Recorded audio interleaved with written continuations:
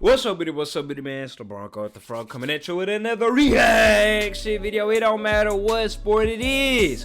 Hood always go hate the referees. Now, I will give it a benefit of the doubt because being a referee is a hard-ass job. It's like you got to be on point every single time or everybody gonna be on your head. And even if you are on point, people still gonna hate you for it because they didn't go. You didn't make a call for a certain team, or the call didn't go the team that they're going way, that they like way.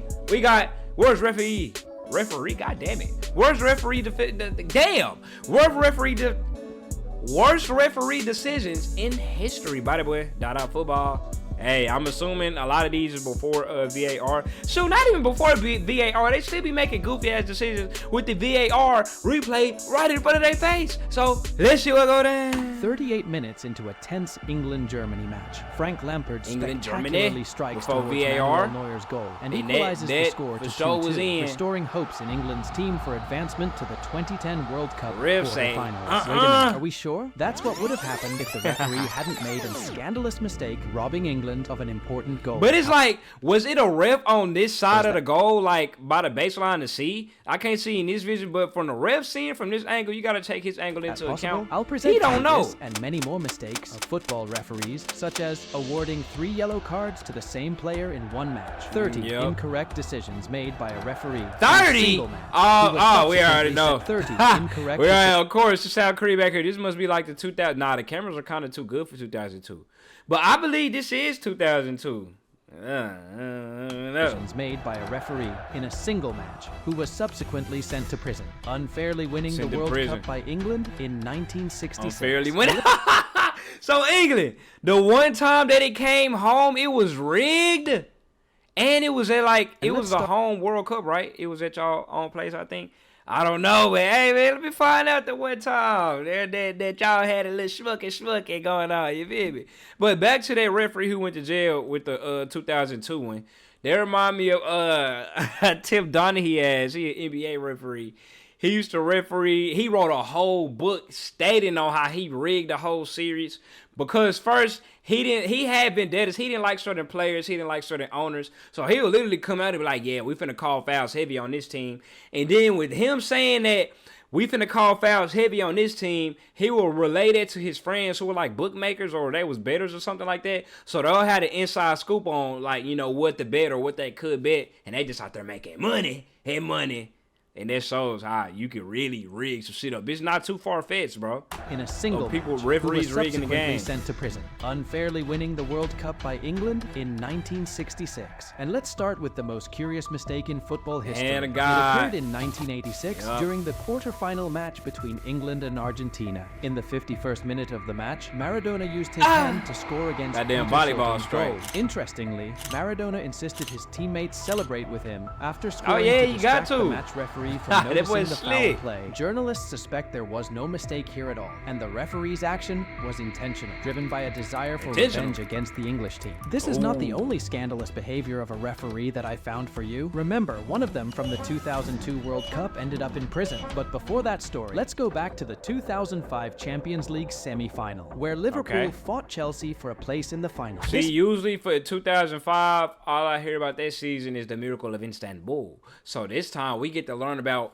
before the Miracle of Istanbul. We got Chelsea versus Pule. Match introduced the term ghost goal. Jose Mourinho used this term because of a goal that shouldn't have been allowed. The Reds advanced to the final, which, as we all know, they won. There were many doubts whether the ball actually crossed the goal line, which led scientists to get involved in the matter. After a thorough analysis, they unequivocally stated that Chelsea had been cheated.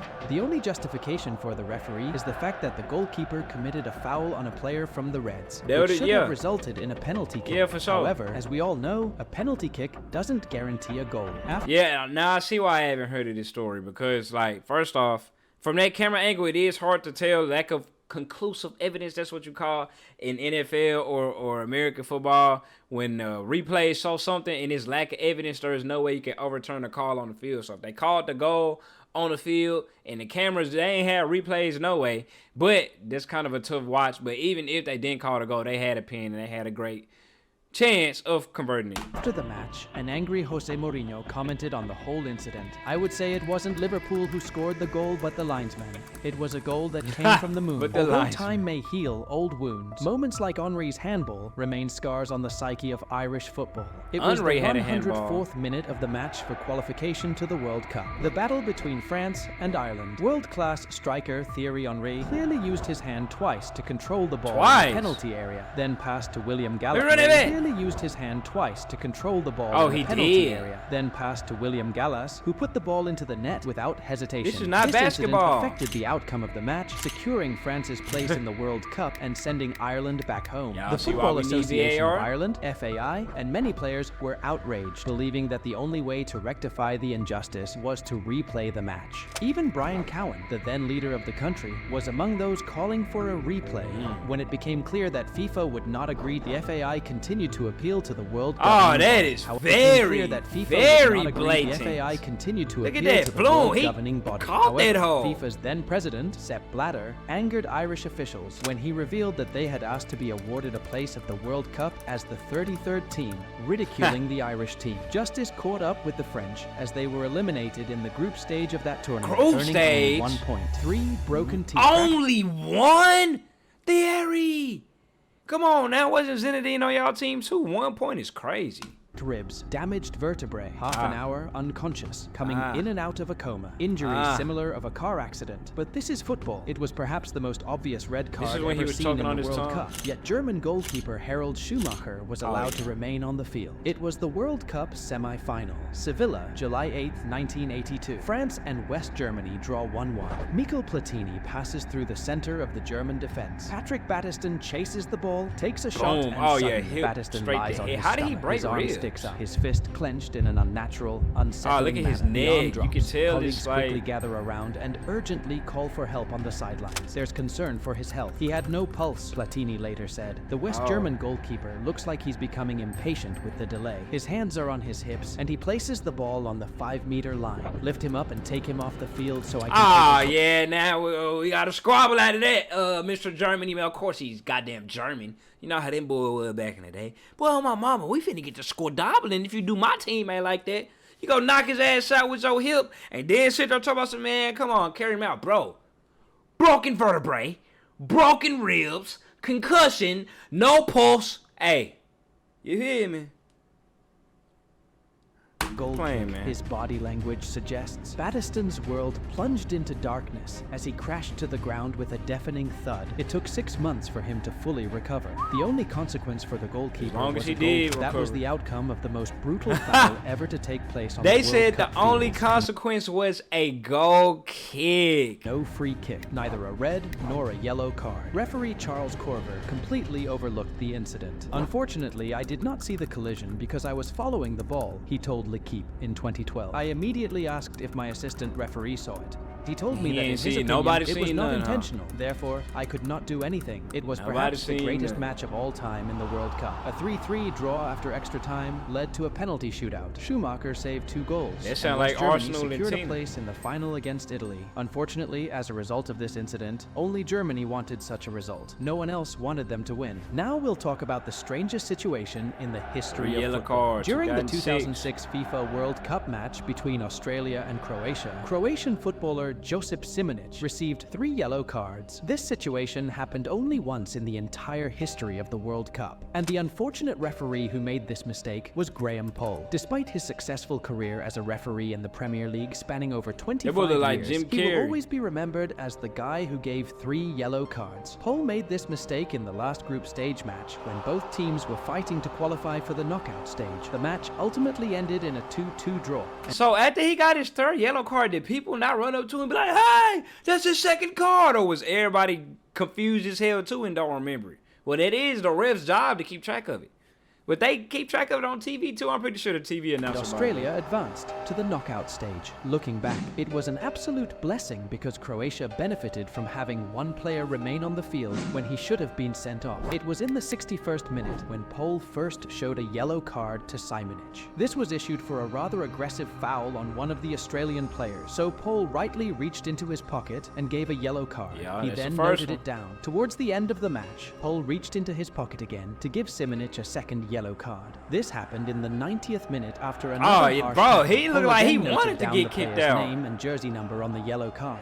However, to the disbelief of players, stadium spectators, and viewers worldwide, Pole never pulled out the red card from his pocket, and Simonic remained on the field. Bro, if you on a whole yellow card, and this dude is really gonna do a Brexit foul like this? To the disbelief of Pole again. Look how he just fell on the back of his leg. We call it a hip drop tackle. Pole again noted down the player's name and jersey number break on the somebody's yellow leg. card. However, to the disbelief of players, stadium spectators, and viewers worldwide, Pole never pulled out the red card from his pocket, and Simonic remained on the field. Simonic received the third yellow card for arguing with Pole and pushing him just moments later. Pole then showed the red card in front of Simonic's face and ultimately sent him off the field. Hold on. Red card from his pocket, and Simonic remained on the field. Simonic received the third yellow card for arguing with Pole and pushing him just moments later. And it's crazy because you already own 2 yellow cards, and you know in your mind you own 2 yellow cards, so you can really weasel and skedaddle your way into still playing. But your dumb ass is still sitting here arguing with this ref, and he showed you a 3rd yellow card, meaning you get a red. Pole then showed the red card in front of Simonic's face and ultimately sent him off the field. Pole didn't realize what he had done until the game ended, and when he did realize the mistake, he immediately asked to withdraw from the tournament and return home. FIFA honored this request, but a huge question remained unanswered. How did he manage to penalize the same player 3 times? In interviews conducted after the match, Pole explained how it happened. Essentially, that boy is honorable as hell. He said, "I have brought great shame upon my country. I shall now resign. Get somebody to replace my spot in this honorable World Cup. I am not worthy." Get that boy some swag points for that, man. Used a player tracking system where he divided teams into 2 columns. Then when he issued a card to a player, he wrote down the name, surname, and jersey number in the respective team's column. Here's where the mistake comes in. Completely by accident, Simonic, playing for Croatia, was born in Australia. He lived there until he was 19 years old, so Simonic spoke with a fairly distinct Australian accent. In the heat of the match, Pole recorded an Australian yellow card for his number 3, praising it for the first yellow card. Of course, the jersey color should have been enough for Pole to place this booking in the Croatian that's still column. crazy. However, though, you can understand how he could make this mistake, especially amidst the tension and chaos of the FIFA World Cup. It's a mistake that could easily happen, considering Simonic's accent. However, on the other hand, you might think that an experienced referee like Pole would avoid such a big mistake. Either way, the consolation is that the mistake had no impact on the match's result. Before we talk about the worst referee in the history of the World Cup, remember to subscribe to the channel so you don't miss more videos like this. And give it a thumbs up if you enjoy the content. Thanks. It's time for the top 3 biggest referee blunders. This situation shows that not everyone is cut out for the job of a referee who should act impartially regardless of their sympathy towards any particular team. Byron Moreno is a referee who became famous worldwide after the match between Italy and South Korea in the 2002 FIFA World Cup round of 16, held in South Korea and Japan. The match was dominated by Italians, who took the lead in the 18th minute through Christian Vieri's goal. However, in the 88th minute, the hosts scored an equalizer, and the score remained 1-1 until the end of regulation time, leading to extra time. In the 117th minute, An Young-hwan scored a goal, securing Korea's spot in the quarterfinals. However, the main figure of the final was not the players or the fans. The Ecuadorian referee Byron Moreno took center stage. He made mistake after mistake. Who they say? The Ecuadorian referee Ecuador. Byron I often say where they say he was from. Of course, he's from South America. Man. You know, South America ain't nothing but some damn rig ball. He made mistake after mistake in that match, with the vast majority favoring South Korea. This caused massive confusion on the field, making the match difficult to watch without getting frustrated with Moreno. He failed to correctly validate Italy's goal and wrongly called an offside with his assistant. Another absurd situation occurred when, in the 103rd minute, Italy's legendary player Francesco Totti was fouled in the penalty area, which should have resulted in a penalty kick, but the referee did not whistle for the foul and perceived the whole situation as simulation. For protesting, Totti received a second yellow card and was sent off, depriving the Italian team of its best player. Look at his face. He's serving. Yellow card and was sent off. Told you to get out my face. He throwing him dead in his soul. Depriving the Italian team and in of Japan, its best but player. The referee also allowed brutal fouls from Korea. endangering the player's health. Experts calculated that Moreno made as many as 30 incorrect decisions against Italy. This gives us an average of 1 mistake every 3 minutes of play. After the match, riots broke out in the city, and popular Italian commentator Bruno Pizzul described the situation as a broad daylight robbery. The referee was suspended multiple times by the Ecuadorian Football Federation after the World Cup. Hey, he need to write a book just like Tim Donaghy did, man. I'm sure he got a whole bunch of words to tell. Including for a situation where he extended a match by a whopping 14 minutes. Oh, nah, that remind me of that. I wonder if they gonna have a little AFCON moment when it was supposed to be like 13 minutes of added time, but they blew the whistle like when it was only 3 minutes played or something. That wasn't enough. On September 2nd, 2010, at John F. Kennedy Airport in New York City, he was caught trying to smuggle 6 kilograms of heroin in his Oh, yeah, that boy was a damn drug smuggler dealer. That's an interesting man right there. This man is part-time referee, part-time smuggler. They say 56 what of heroin in his trying to drawers. smuggle 6 kilograms of heroin in his underwear. Initially, he faced a sentence of 10 years in prison. Eventually, he served only 2.5 years. When Gianluigi Buffon learned that the anti-hero of the 2002 Korea-Italy match was caught smuggling drugs, "Are you surprised?" He commented on the whole incident. 6 kilos of drugs. I think Byron Moreno already had them in 2002, but not on him, but inside him. Let's go back to the Hey, Italian's funny as hell. He said, "Hey, he already had it, but it was in him, not inside. It was inside him, not on him. He already took them hoes with the way he was refereeing that damn match." And now that I think about it with the drug shit, he could have been threatened. Hear me out. If he dealing with drugs and stuff, cartel members could have been like, "Oh, we been on the underdog. We been on South Korea, so you make sure you take your ass out there and rig this damn game up."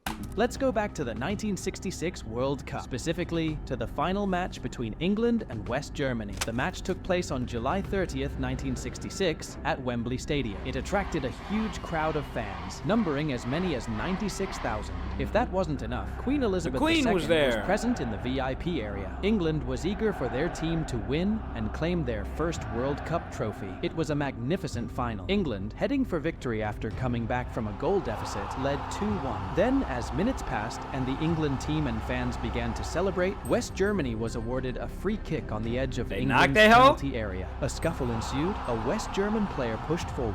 The teams were preparing for extra time. West Germany was joyful, and England was shocked. After 90 minutes of regular time, the score was 2-2. Extra time began an emotional roller coaster. The whole scandal unfolded in the 101st minute, the 11th minute of extra time. Hurst, who had already scored earlier in the match, received a pass from Alan Ball, turned and shot towards the German net. The ball rebounded off the crossbar after a powerful shot, then off the ground and back into the penalty area. The closest player to the England goal, Roger Hunt, threw his hands up and turned to celebrate. West German players protested that it wasn't a goal. Initially, it seemed that the Swiss referee agreed with them, but he approached the Azerbaijani linesman, the linesman, who later claimed he was influenced by Hunt's reaction, decisively nodded, and the goal was awarded. To this day, it's not conclusively determined whether the goal should have been allowed. Experts argue that bro, the replay's right here, but they ain't had replay back in the day, so you for sure can. Alan Ball turned and shot towards the German net. The ball rebounded off the crossbar after a powerful shot, then off the ground and back I seen into the reaction of the players. The closest player to the England goal, Roger Hunt, damn, so England, y'all only World Cup is on some fraudulent, fluky